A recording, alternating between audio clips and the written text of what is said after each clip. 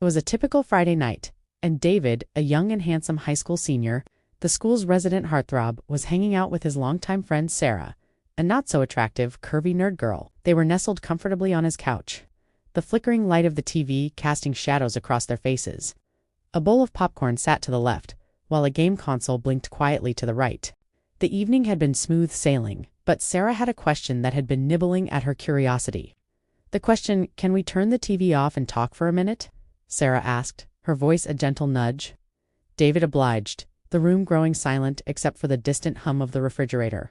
"What's up?" he asked, turning to face her. Sarah hesitated, twirling a strand of her messy bun hair. "So, why did you ask me out on a date?" she inquired, her tone polite yet curious. David blinked, caught off guard. "This isn't a date," he replied, a bit defensively. Sarah raised an eyebrow, a playful smirk forming on her lips. "This isn't a date? We had dinner, we played video games, we watched a movie. Sounds like a date to me," she said with a hint of sarcasm. David chuckled, running a hand through his hair. "Okay, maybe it's a teensy-winsy date," he admitted. "I asked you out because, well, you looked cute and cuddly." Sarah rolled her eyes dramatically. "Cute and cuddly? You better come up with something better than that, or I'm going to get loud and angry," she teased. The real reason, David sighed, a smile playing on his lips. "Do I have to answer? Can we just kiss now?" he joked, leaning in slightly. "No. No kisses until you answer the question," Sarah declared, crossing her arms. "There are much prettier girls you could have asked, so why me?"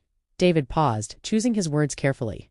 "I guess I wanted a change of pace, and you're funny and smart, but not arrogant about it." Sarah nodded, rephrasing his answer. "Okay, so this is sort of experimental, but if it works out, we could be long-term." "Yes, and I like your long nails," David added with a grin. The agreement, Sarah laughed, the sound light and musical. "You know all the cheerleaders are going to be jealous, you redating a plump, plain Jane woman. Okay, but if this is going to work, you have to come sit at the nerd table." "I am not. Repeat not. Sitting at the jock table. I can just feel my GPA go down a half point whenever I pass them in the hallway." "Deal," David agreed, his eyes twinkling with amusement. "Now, can we get to the making out part of the date?"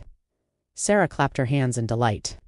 "Yes, my favorite part, Mr. Hotshot," she said with a giggle. David grabbed a breath freshener, spraying it into his mouth with exaggerated motions. "Oh, Sarah," he exclaimed, his voice dripping with mock romance. "My little rose." Sarah laughed, leaning in closer. "Oh, David," she replied, mirroring his playful tone.